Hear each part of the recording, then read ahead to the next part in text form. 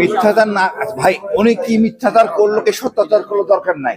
আমি 90 সালের যে বিপ্লব, আমি মিলিটারি পুলিশ মেজর ছিলাম ঢাকা ক্যান্টনমেন্টে। আমার বাসার ঠিক আয়নাঘরের পিছনে ছিল। কারণ অকারণে আমি যাইতাম ওই মসজিদে, আমি নামাজ পড়তাম, আমি জায়গাটা চিনি।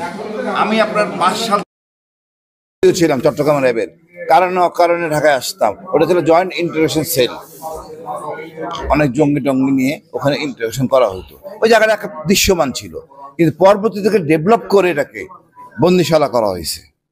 আর আমি অল্প যখন আমি বুঝতে পারছি যে 2 দিন পার হয়ে গেছে, 3 দিন পার হয়ে গেছে, আমার মারা হয় নাই, যে প্রশ্ন করছে উত্তর মিলতেছে না, তখন মারার সম্ভাবনা আপাতত নাই। আমি কৌশলে এলাকাটা চিনে ফেলছি, জায়গাটা আমার পরিচিত ছিল।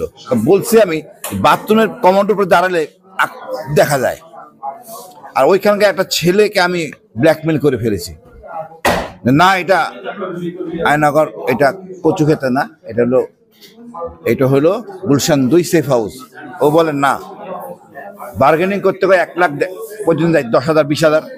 1 লাখ হওয়ার পর সে বলে চ্যালেঞ্জ, এটা কচু খেত। আমি এইবার ঠিক আছে, ওইখানকার দায়িত্বে থাকে ওয়ারেন্ট অফিসার, সুপারিনটেন্ডেন্ট বলে, সুপারিনটেন্ডেন্টকে ডেকে আনো।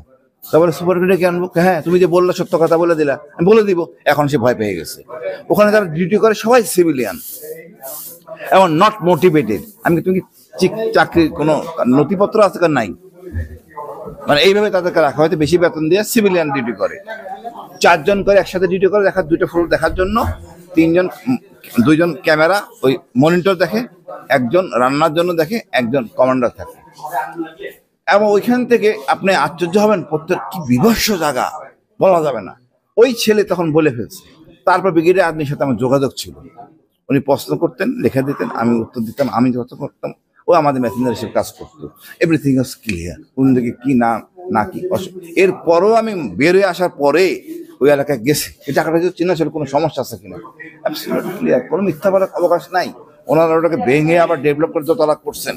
আমি কালকে কথা বলার বুঝলাম, বাট বন্দিশালা তো ঠিকই আছে। অনেক বলেন, বাংলাদেশের প্রেক্ষাপটে এইরকম আয়নাঘর থাকার দরকার আছে কিনা? পৃথিবীতে কোথাও তো দরকার নাই আইনের শাসনে, তো আয়নাঘর থাকার দরকার নাই। আমাকে যে প্রথমবার গুম করলো, কেন দরকার ছিল? চাকরিরত অবস্থা ডাক দিলে আমি খুশি মনে আসতাম। গুম করে তো হ্যাডাম দেখানোর কোনো কারণ নাই। আপনি আইন মানেন না, আপনি নিজে জঙ্গি, আমি অন্যদের বলতেছেন জঙ্গি। আমি সারা জীবন জেএমবি দমন করলাম, জঙ্গি দমন করলাম, আমার বলেছে জঙ্গি, যেহেতু আমি ওনার সাথে কাজ করি নাই। এটা তো হতে পারে না।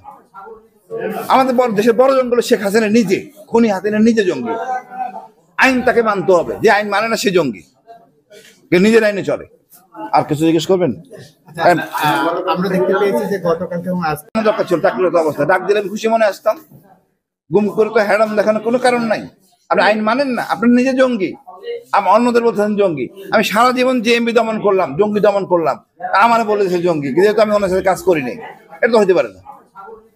আমাদের দেশের বড় জঙ্গল শেখ হাসিনা নিজে, খুনি হাসিনা নিজে জঙ্গি। আইন তাকে মানতে হবে, যে আইন মানে না সে জঙ্গি, নিজের আইনে চলে। আর কিছু জিজ্ঞেস করবেন? আমরা দেখতে পেয়েছি যে গতকালকে এবং আজকে 2 জন আয়নাঘর থেকে মুক্তি পেয়েছে। 2 জন না, আরো অনেক পাইছে হয়তো, বা আমরা জানি না। আরেকটু কথা আমি অ্যাড করতে চাই। কিছু পুলিশের অতি উৎসাহী সদস্যরা গতকাল আমাদের চোখের সামনে, যখন সরকারের পতন হয়ে গেছে, দুপুর 1টার সময়ও নির্বিচারে আপনার সাবমেশিন গান দিয়ে গুলি করেছে, 303 দিয়ে, এবং সেটার ফুটেজ আমাদের কাছে আছে। মানে এই ধরনের অতি উৎসাহী পুলিশ সদস্যের বিষয়ে আপনারা কথা বলেছেন কিনা? আমরা বলতেছি প্রতিটা বিচার, প্রতিটা হত্যাকাণ্ডের কমিশন করে বিচার করতে হবে। আমরা পরিষ্কার বলতে পারবো যে কোন এলাকায় কোন ডিউটি করছে। র্যাব করুক বা 10 বছর আগে করুক, তার ড্রাইভার আছে, পুলিশের সিসি আছে, অটোমেটিক বের হয়ে যাবে। না বলা কিছু কারণ নাই। পুলিশের গুলি খরচ করে হিসাব দিতে কি কয়টা খরচ করছে।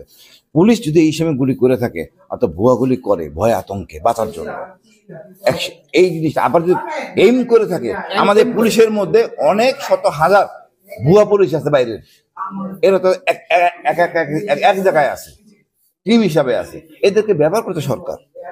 যার জন্য ঘটনাটি ঘটছে। আপনারা বলতেছিলেন যে আমি তো মানে আমাদের হিন্দু সমাজ বা অন্য সংখ্যালঘু আমাদের গর্ব, আমরা এদের গুছিয়ে রাখবো, কিন্তু ওদের ওই যে ধর্মের সুবিধা নিয়ে এই অসৎ লোকগুলি, পুলিশগুলি কাজগুলি করে সবারই বিতর্কে ফেলে দিয়েছে। তারপরে মনে করি দেশটা আমাদের পুরানো দরকার নাই, এটা আমাদের সবাই আমরা গোছায় থাকি, শান্তিতে থাকি। নতুন বাংলাদেশ, আমাদের নতুন বীরশ্রেষ্ঠ আমাদের আবু সাইদ ভাই, আমি গর্বিত, স্যালুট টু হিম। ধন্যবাদ ভাই। আরেকটা একটু প্রশ্ন করতে পারি? আজকে আপনাদের দাবি ছিল যে আয়নাঘরে যারা রয়েছেন সকলকে মুক্তি দিতে হবে, জাস্ট এই কথাটা একটু বলে দেন।